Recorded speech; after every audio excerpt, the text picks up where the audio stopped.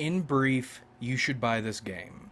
In brief, if you like Half-Life, if you like multiplayer shooters campaigns, if you like BioShock 2, if you like those weird $10 bin shooters from the late 2000s to early 2010s, and if you like hardcore Henry actually, you should buy this game. It's about $10. It'll run you about between 7 and 9 hours depending on how much you stink. And it's developed by a solo developer. And we are biased toward them, you know how we love them around here, but VLADiK Brutal is artful. It's kinda crazy how high budget this feels.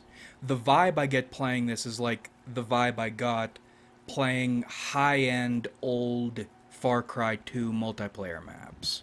We'll start with the story because it doesn't matter, but it works. No spoilers, just the premise. Alien bullshittery, government oppression, Eastern European depression and chillin', and a really good bro character. You play as Vladislav, who feels like your anti-hero uncle, and your boy Gavriusha has your back, in a way that feels organic. This game could have gone the modern boomer shooter route, in which you are playing as basically just a computer with whatever flavor pasted over your face. But by putting in that little bit of effort, that nugget of realness, these people feel like people even though they didn't need to, and maybe shouldn't have. Because you don't get a ton of Vlad and Gavriusha outside playing as Vlad. But you do end up liking them, in that Henry sort of way. Gameplay. This isn't reinventing the wheel. It plays like Half-Life with an injection of 7th gen shooters. However, I call this game artful because of the arrangement of levels. You don't need to reinvent the wheel to do cool shit with wheels. Scary shit too. Firstly, guns. They feel good, but sound steals the show. Here are some of the sounds.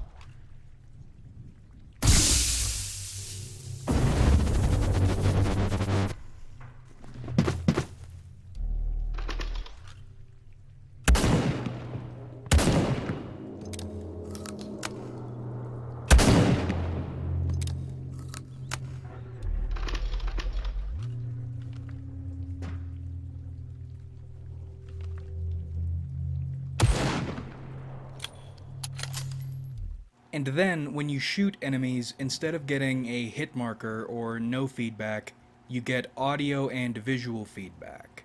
That great, crispy shit.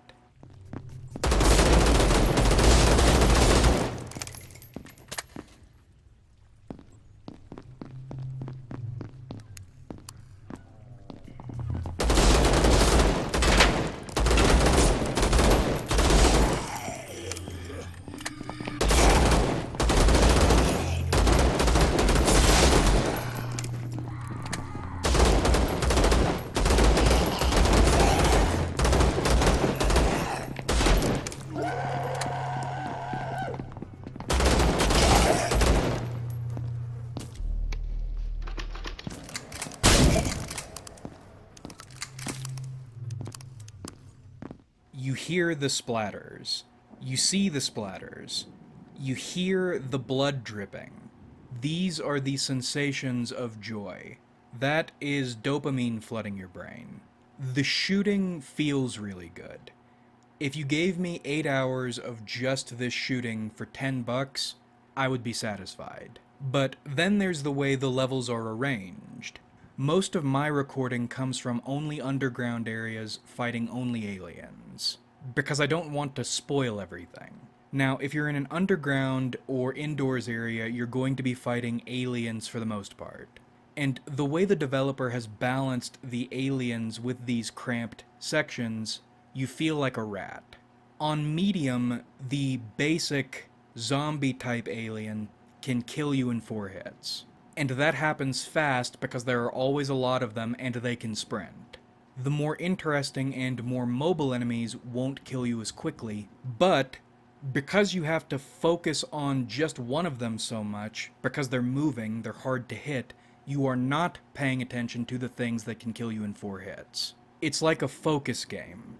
Do you focus on the basic enemies and almost assuredly take a bit of damage, or do you prioritize the special enemies, taking a gamble that you can kill this fast thing and deal with the horde, and then take no damage, or die if you screw it up?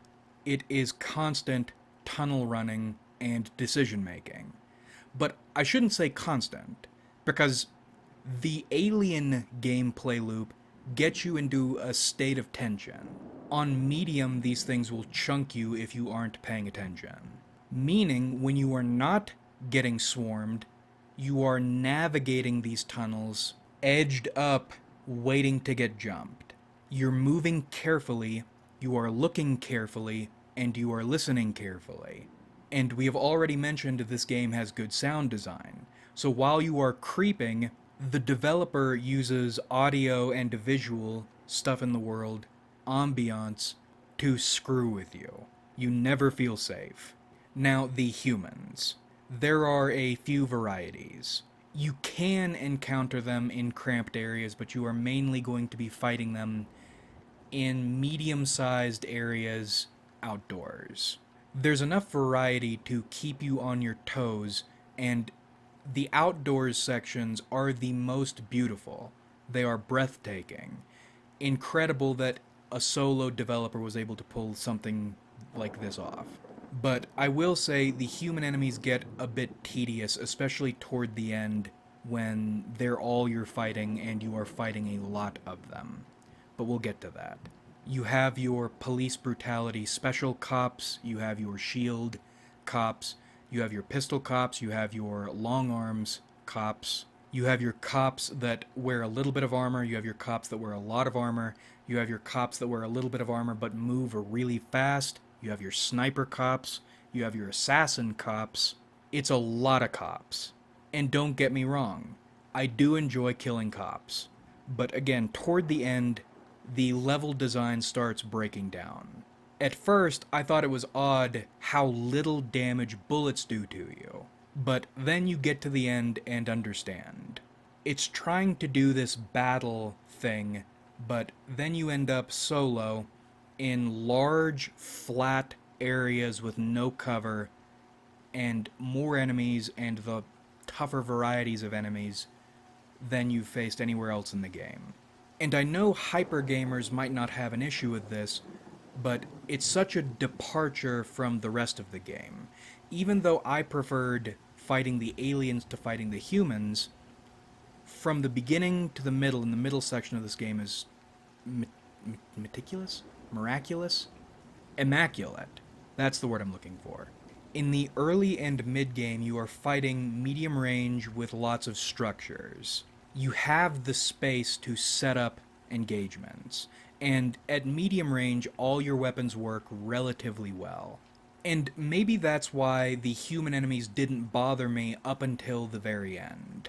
While you're fighting the aliens, you are focused on them, because they are very dangerous. You need to deal with a chaotic threat in a constricted environment. Whereas when you are in cop killer mode, although the cops themselves are not amazing as enemies. The level design, outdoors, medium range, is so good, you are focused on enjoying the level. I'm getting shredded, so I could run down this alley, throw a Molotov to light anyone on fire who's following me, go into this building, get up a bit, take some shots, swap to the shotgun when people start coming up the stairs, and so on. You're enjoying the space you're playing in. Actually, it kind of feels like Halo in that way. Now again, that gets binned at the end, but that's at the very end. Imagine a solo developer alchemically synthesizing the bangingest shooter for 90% of his game versus a AAA team with millions of dollars failing to develop even 10% of a good shooter. I reiterate, it's crazy a solo developer pulled something like this off, and it's about $10. And I think that's a perfect price, because you could sell this for $25, but that it's being sold for around 10. I think it's actually like 12 or something. It is a wacky, impressive value. That's why I'm making this video. I want you to buy this game. I want this developer to do more. Did I mention there are bosses? All of which, but one, are aliens. And the art design on them is rad. If you just saw this game browsing through Steam, you would assume it is an asset flip shooter. And even if you start to play it and you don't get very far in, you'll call it Russian Half-Life and write it off. Call it Eurojank or some shit.